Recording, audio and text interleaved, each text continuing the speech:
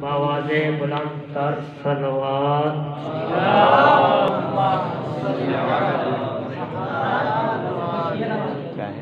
اعوذ باللہ من الشیطان الرجیم بسم اللہ الرحمن الرحیم الحمد للہ رب العالمین اللہم صلی وسلم وزد وبارک علی صاحب دعوت نبویہ وصولة الحیدریہ وعصمت الفاطمیہ وعلم الحسنیہ وشجاعت الحسینیہ وغیرت العباسیہ وعبادت السجادیہ والمعاصر باقریہ والعصار جعفریہ وعلوم قاسمیہ وحجج الرضویہ وجود التقویہ ونقاوت نقویہ وحیبت العسکریہ وغیبت الالہیہ ابیہ بالقاسم محمد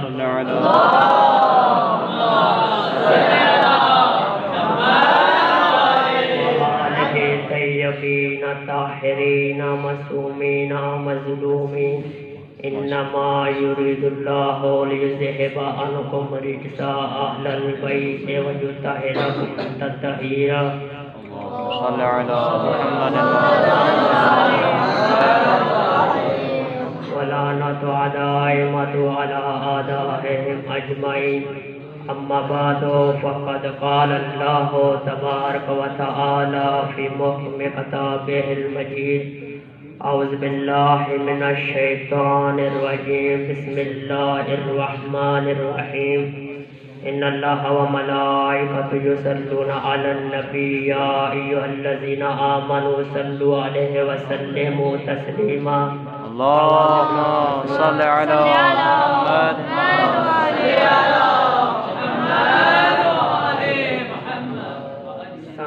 محترم، میں نے آپ برادران کی خدمت میں ایک مشہور آیت پڑھنے کا شرف حاصل کیا ہے۔ ماشاءاللہ خداوند متعال اپنی لارائے بے مثل و کتاب میں ارشاد فرما رہا ہے، خدا اور اس کے فرشتے نبی پر درود بھیجتے ہیں، اے ایمان والو تم بھی نبی پر درود بھیجو اور اس کے سامنے تسلیم کرو۔ اگر آیت میں ہم توجہ کریں تو آیت میں اللہ ایمان والوں کو مخاطب کر رہا ہے۔ اللہ آیت میں نہ کسی شیعہ کو مخاطب کر رہا ہے، نہ کسی سنی کو مخاطب کر رہا ہے، نہ کسی دیوبندی کو مخاطب کر رہا ہے، نہ کسی کافر کو مخاطب کر رہا ہے، نہ کسی عیسائی کو مخاطب کر رہا ہے، بلکہ اللہ ایمان والوں کو مخاطب کر رہا ہے۔ اب دیکھنا یہ ہے کہ ایمان والے کون ہیں جن کو اللہ مخاطب کر رہا ہے۔ جب نبی نے کہا تھا یا علی تو کل ایمان ہے، پتہ چل گیا جس کے دل میں علی ہے وہ ایمان والا ہے۔ اب کل ایمان وہ کون ہے؟ کل ایمان وہ ہستی ہے جو ابو طالب پر ایمان رکھے۔ ابو طالب پر ایمان رکھنا ایمان کی علامت ہے۔ میں نے عرض کیا کہ ابو طالب پر ایمان رکھنا ایمان کی علامت ہے۔ ہر بندہ کائنات میں دو ہستیوں کا مقروض ہے، وہ دو ہستیاں نہ نبی ہے نہ امام ہے، اس کے باوجود بھی موصول اسلام ہے۔ میں نے تاریخ سے پوچھا کہ وہ دو ہستیاں کون سی ہیں جو نبی نہ امام ہونے کے باوجود بھی موصول اسلام ہے۔ میں نے تاریخ سرچ کی، جب میں نے تاریخ سرچ کی تو راوی نے لکھا ہے کہ ایک شخصیت ہے جس کا نام عمران ہے اور جس کی کنیت ابو طالب ہے۔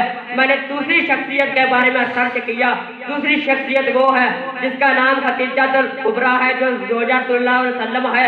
حلزال حسان الحسان حضرت ابو طالب علیہ السلام وہ شخصیت ہے جس نے رسول اللہ کی اس وقت مدد کی جب اسلام کو ابو طالب جیسے شخص کی سخت ضرورت تھی۔ ابو طالب نے اسلام کی رسول اللہ کی مدد نہیں بلکہ اسلام کی مدد کی ہے۔ اب جہاں میں ایک جملہ کہنا چاہتا ہوں، جو ابو طالب نے اسلام کی مدد کی ہے۔ اللہ قرآن میں کہتا ہے کہ جب کفار سے تمہارا مقابلہ ہو جائے تو ان کو پیٹھ دکھا کر مت بھاگنا۔ اس کی بنسبت جب جنگ احد میں نبی کا جان مبارک شہید ہوا، نبی بے ہوش ہو کر زمین پر پڑے تھے، نبی کو چھوڑ کر سارے بھاگے، ایسے بھاگے آگے جا کے سکی بیوی سے پوچھتے رہے اماں جی مدینہ چاہیے، سارے پہاڑیاں چھوڑ کر بھاگ گئے تھے۔ جب نبی کو ہوش آیا، جب نبی کو ہوش آیا، علی نے نبی کو سہارا دیا۔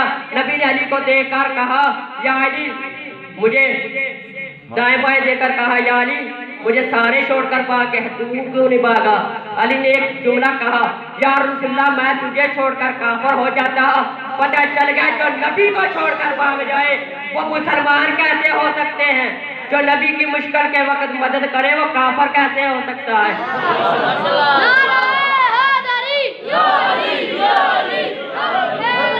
جو 12 سال تک ابو طالب 12 سال تک نبی کے سر پر ہاتھ رکھ کر اس کی پرورش کرے وہ کافر کیسے ہو سکتا ہے؟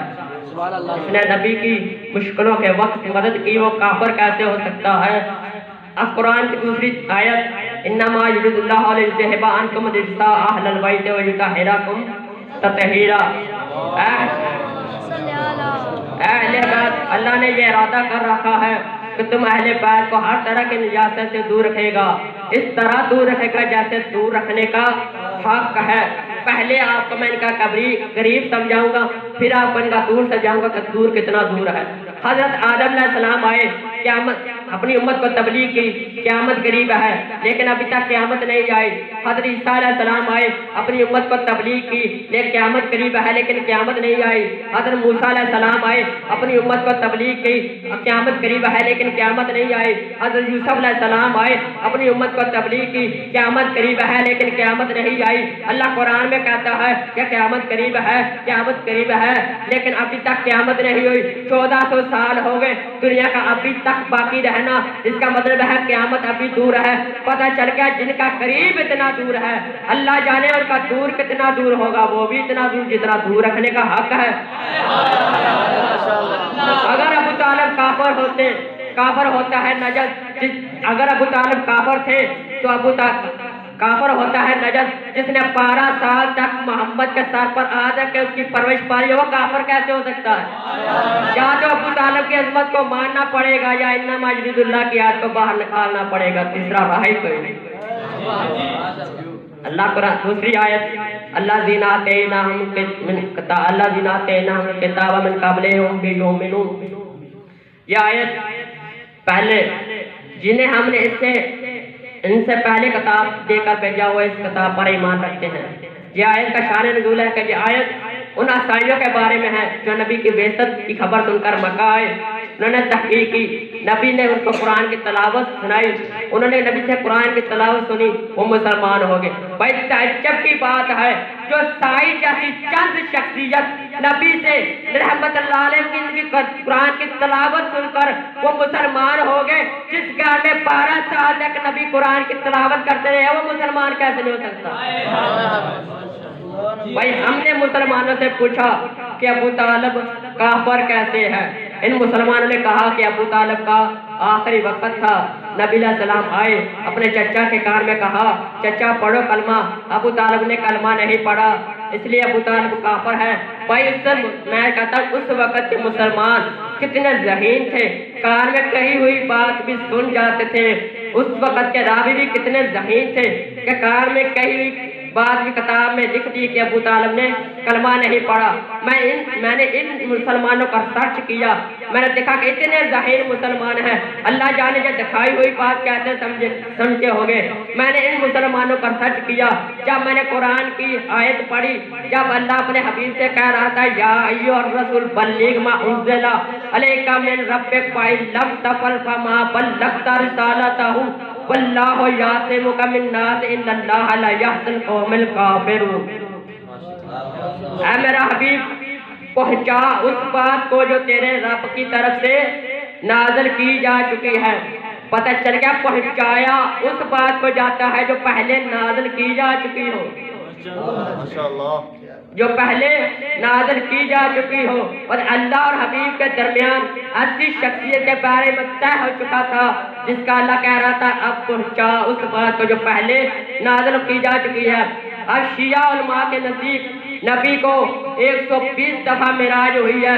शिया उलमा के नज़दीक नबी को 120 दफ़ा, सुन्नी उलमा के नज़दीक नबी को 1 दफ़ा मिराज हुई है। मैं कहता हूँ नबी को 1 दफ़ा मिराज हो चाहे 120 दफ़ा मिराज हो, लेकिन हर दफ़ा तो अली की वलायत की रिपीटिंग होती रही, लेकिन हर दफ़ा तो अली की वलायत की ही रिपीटिंग होती रही है। फिर जब नबी मेराज पर गए थे वहाँ पर भी नबी ने अब अली की वलायत का, अल्लाह ने अर्श पर नबी की वलायत का ऐलान करवाया। उसी मोहम्मद से फर्श पर भी गदीर का पलानो मुंदार पर पलानों का मिंबर बनवा कर अपने हबीब से कहा या अय्युहा रसूल बल्लिग मा उन्ज़िला अलैका, बल्लिग मा उन्ज़िला अलैका मिन रब्बिक, पहुँचा उस बात को जो तेरे रब की तरफ से नाज़िल किया है। जबकि लम तफ़अल फमा बल्लग़्ता रिसालतहु, अगर जो तूने काम ना किया तो गोया रिसालत का कोई काम भी अंजाम नहीं दिया। बाबा अपना तस्वीर पड़ी